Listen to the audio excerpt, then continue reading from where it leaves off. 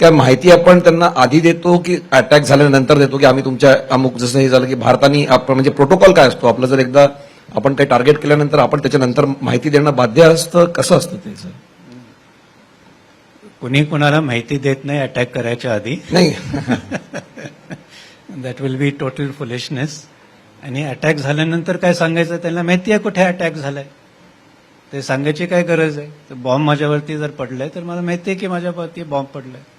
तर दोन्ही चुकीची कल्पना आहे की कोणी सांगणार आहे तर त्याच्यानंतर सांगणार आहे की आम्ही हल्ला केलाय.